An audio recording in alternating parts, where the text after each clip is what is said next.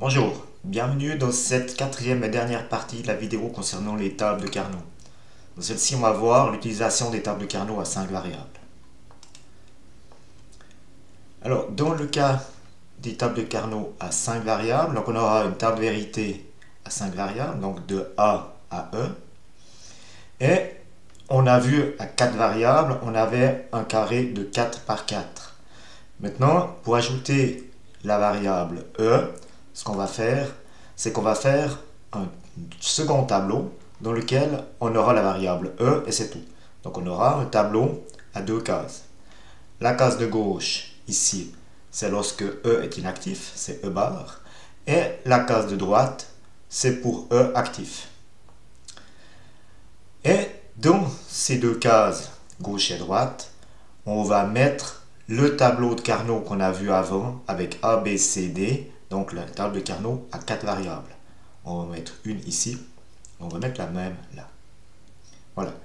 Donc on va trouver notre grille de Carnot à 4 variables incorporée dans une grille de Carnot à une variable.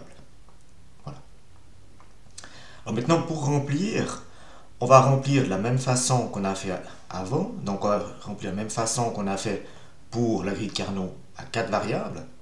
Seulement, on va commencer par la grille de Carnot qui est lorsque E est à 0, vu que la moitié haute de la table de vérité, E sera à 0. Et puis, dans la moitié basse, E sera à 1, donc on passera à la grille de Carnot de droite. Donc on va remplir de cette façon-là. La ligne 0 ici, va se trouver là.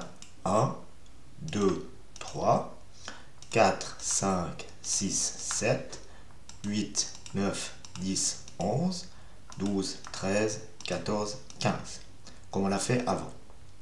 Puis maintenant, on va recommencer dans la deuxième grille à droite, avec 16, 17, 18, 19, 20, 21, 22, 23, 24, 25, 26, 27, 28, 29, 30, 31. Voilà. Donc voilà comment on va remplir cette grille de Carnot à 5 variables. Donc dans ce cas-là, on aura 32 cases. Alors on va faire un exemple dans le deuxième temps. On va, dans cet exemple, directement partir d'une grille de Carnot qui est remplie, parce qu'une table de vérité à 32 lignes, ce serait un peu lent à faire, et puis c'est pas l'idée ici. L'idée ici, c'est plutôt de voir comment on fait les groupements. Voilà. Donc, on va admettre le fait qu'on avait notre table de vérité. On est parti de la table de vérité, on a rempli notre grille de Carnot, comme je viens de le montrer. Et maintenant, il va falloir sortir les équations de ceci. Et ça, c'est nouveau. Alors, comment on va faire ceci? Donc, on va garder la même logique que pour les groupements, les tables à 2, 3 et 4 variables. C'est-à-dire qu'on va faire des groupements de 1 qui se touchent par les grands côtés. Toujours les groupements les plus grands possibles. Donc ici, on voit qu'on a un groupe de 4.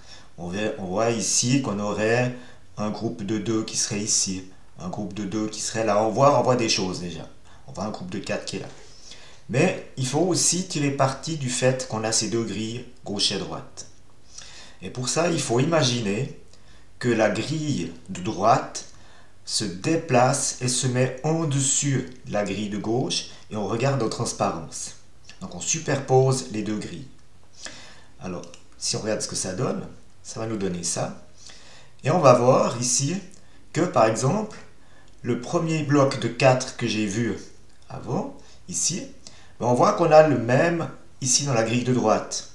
Donc on va pouvoir faire un groupe, non pas de 4-1, mais de 8-1. Les 4-1 de la grille de gauche et les 4-1 de la grille de droite. Parce qu'en fait, elles vont se superposer. Donc on aura ici un bloc, ici de 8-1. Et on voit la même chose ici. On voit qu'on a les deux 1 qui sont là. Et les deux 1 qui étaient ici dans la grille de droite se superposent. Donc en fait, ça nous fait un bloc de 4-1. Voilà. Donc c'est les deux zones qu'on va pouvoir superposer entre la grille de gauche et la grille de droite. Donc on va pouvoir faire un groupe de 8 ici et un groupe de 4 là. Voilà. Ce groupe rouge et ce groupe vert ici, c'est ce qu'on voit ici. C'est le groupe rouge, il est ici. Donc on va le trouver ici et là, vu que les 4 1 qui sont verts ici viennent depuis là. Et on va trouver le groupe vert ici, vu qu'on a les 2 1 qui sont ici dans la grille de gauche. Et les 2 1 verts ici viennent ici, depuis là. Voilà, donc voilà nos groupements. Donc ça c'est le groupement commun à E bar et à E. Et puis maintenant on va dans la grille de gauche devoir utiliser les 2 1 qui sont ici. Donc ça nous fait un groupe de 2. Et dans la grille de droite, on voit que pour utiliser le 1 ici, on peut utiliser le 1 qui est en dessous. Voilà. Puis maintenant on va sortir les équations de ces 4 blocs. Alors, si on commence par le bloc rouge, il est dans A et à l'extérieur de A, on ne s'en occupe pas. Il est à l'extérieur de B, donc B bar. Il est complètement dans C, donc C. Il est dans D et à l'extérieur de D, on ne s'en occupe pas. Et il est du côté E bar et du côté E, donc on ne s'occupe pas de E. Voilà, on a l'équation du bloc rouge, B bar C. Donc on voit que E ne figure pas, vu que le bloc rouge est du côté gauche et du côté droite. Ensuite, le bloc vert. Le bloc vert, il est dans A et à l'extérieur de A, on ne s'en occupe pas. Il est totalement à l'extérieur de C, donc C bar. Il est complètement dans B, donc B. Il est complètement dans D, donc D ici.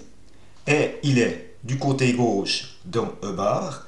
Et il est du côté droite dans E, donc on ne s'occupe pas de E. Donc on a B, C bar, D. Voilà. Maintenant, le bloc bleu, il est complètement dans A, donc A. Il est totalement à l'extérieur de C, donc C bar. Il est complètement à l'extérieur de D, donc D bar. Et il est du côté gauche, donc à l'extérieur de E, E bar. Donc A, C bar, D bar, E bar. Voilà. Le bloc violet, qui est du côté droite, lui, il est totalement à l'extérieur de A, donc A bar. Il est complètement dans la zone B, donc on met le B ici. Il est complètement dans D, donc D.